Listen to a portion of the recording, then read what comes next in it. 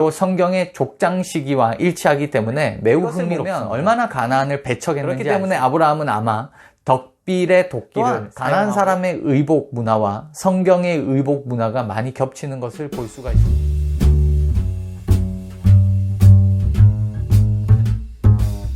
안녕하세요. 쏙쏙쑥쑥 바이블의 이준혁입니다. 먼저 성경에서 가나안 사람들은 이스라엘 사람들의 정체성을 확립하는 과정에서 반드시 극복해야 되는 사람들이었습니다. 성경에서는 늘 가나안 사람들의 문화와 종교를 상극으로 형성하고 있죠. 노아가 함에게 저주를 퍼부을 때 함 대신 가나안을 대상으로 하고 있습니다. 창세기 27장에 보면 이삭이 야곱에게 가나안 사람의 딸과는 통혼하지 말라라고 말하고 있습니다. 이것을 보면 얼마나 가나안을 배척했는지 알 수 있습니다.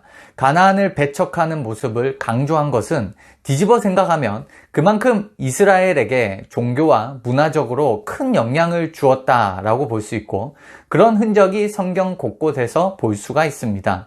특히 반유목민이었던 이스라엘 백성이 가나안 땅에 정착하기 위해서는 전반적인 변화가 필요했습니다. 그것은 가나안의 문화에 대한 영향을 받은 것으로 볼 수 있죠.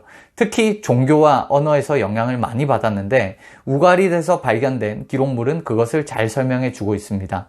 종교는 바알과 아세라에 관한 언급이고, 또한 언어적인 측면에서 히브리어는 가나안어와 매우 유사하다는 점입니다. 시대마다 가나안의 명칭은 달라졌습니다. 주전 18세기 마리 문서에서는 가나안은 어떤 특정 지역을 나타내는 용어로 사용되었고, 이 기록을 통해 많은 학자들은 가나안 민족은 어떤 단일 민족이라기보다 시리아 지역에서 유입된 여러 민족으로 구성된 혼합 민족으로 이해를 했습니다.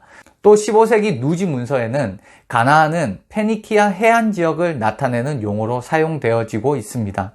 성경에 나온 가나안 땅의 경계는 민수기 34장에 잘 나타나는데, 이런 모습은 이집트 신왕국 시대의 문서인 아마르나 문서에 나타난 경계와 일치하죠. 가나안의 후리어인 킨나후는 고동 껍질을 재료로 만들어진 자주색 염료라며, 당시 가나안 사람은 특정 지역의 주민이나 민족을 이른 말은 아니다라고도 합니다. 오히려 상인 계층을 지칭한 말로도 볼 수가 있습니다. 그래서 올브라이트는 페니키아와 가나안은 동의어다라고 했고, 가나안은 교통의 요지였던 시리아 팔레스타인 자주색 천을 주로 특산품으로 사용해 팔았던 상인들을 지칭한다라고도 했습니다.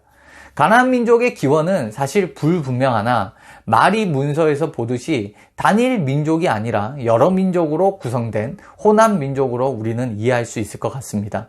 고고학적인 측면에서 보면 금속 병영기 시대와 초기 청동기 시대 사이에 많은 차이점을 볼 수가 있습니다.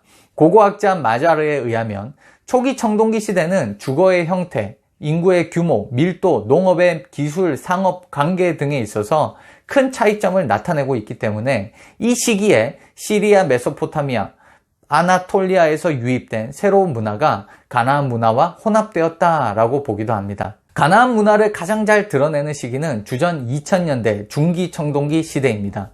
이 시기에 가나안 문화는 전면적인 변화를 맞이하게 됩니다. 주거 형태, 도시화, 건축, 토기, 금속 세공, 매장 풍습 등 대변화가 이루어집니다.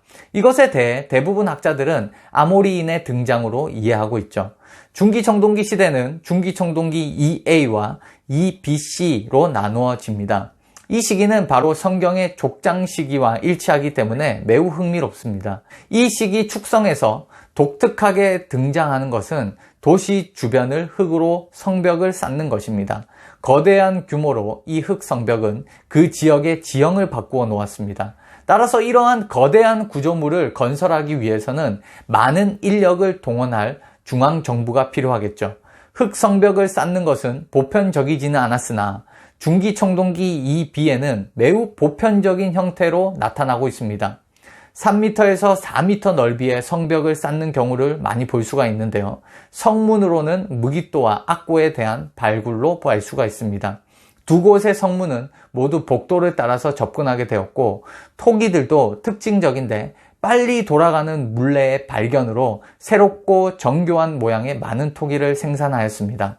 주전자 모양의 토기, 낮은 사발, 커다랗고 깊은 병 등의 사용, 가장 두드러진 특징은 붉은색 줄무늬가 있는 광택 나는 토기를 사용했다라는 것이죠.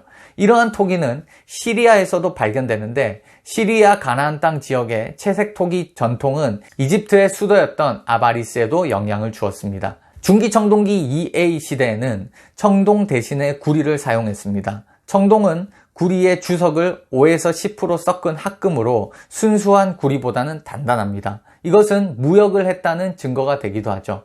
또한 이 시대의 무기를 보면 독특하고 전형적인 도끼 머리가 있는데 그것이 바로 덕빌 형태였습니다.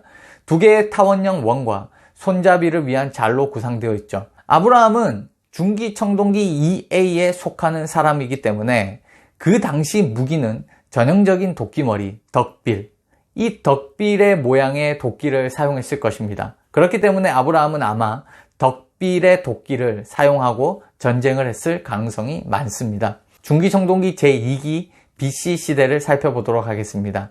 전반적으로 도시들이 많아지고 거대한 흙성벽이 등장을 합니다. 하솔과 단 같은 경우는 성벽의 중심에 8에서 10m 넓이의 높은 토성을 쌓았습니다. 새로운 형태의 성문도 등장합니다. 정방향으로 대칭적이며 커다란 성문 집으로 구성되어 있습니다. 여기에는 2개의 망대가 있었고 출입구에는 2개의 방으로 된 초소가 3개의 벽기둥으로 나뉘어져 있었습니다. 망대는 계단을 통해 2층으로 올라갔죠.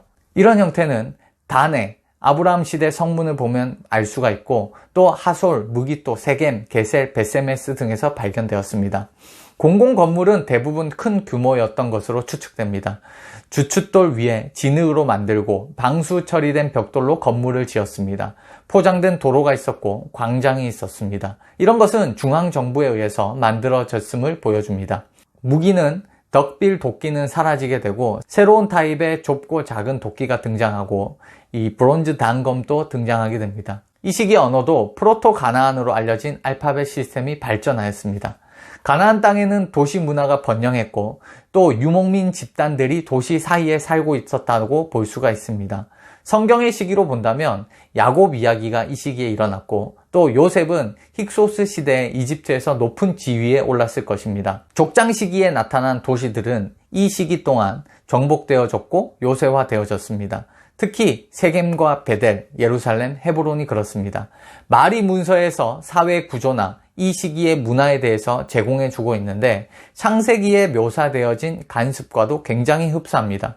또 누지 문서에서는 이름들이 적혀 있죠. 창세기에 단이 등장하고 낙타가 등장하고 블레셋 이런 후기 내용들, 그 시기에 일어난 일이 아니라 이후의 내용들이 있으나 이것은 아나크로니즘으로 볼 수가 있고 이 시기의 필수적인 이야기들은 중기 청동기 시대의 배경을 가지고 있습니다. 그렇기 때문에 창세기 이야기는 단순한 설화의 이야기라고 볼 수 없고 역사적 사실을 바탕으로 이야기가 쓰여졌음을 알 수가 있습니다.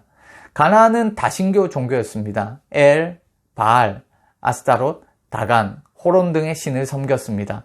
가나안의 최고 신은 엘이었습니다. 엘은 땅과 사람을 만들고 뿐만 아니라 70명의 엘의 아들들로 불리는 많은 다른 신을 낳았습니다. 엘의 배우자는 여신 아티라트였습니다. 아티라트는 모든 신들의 어머니죠.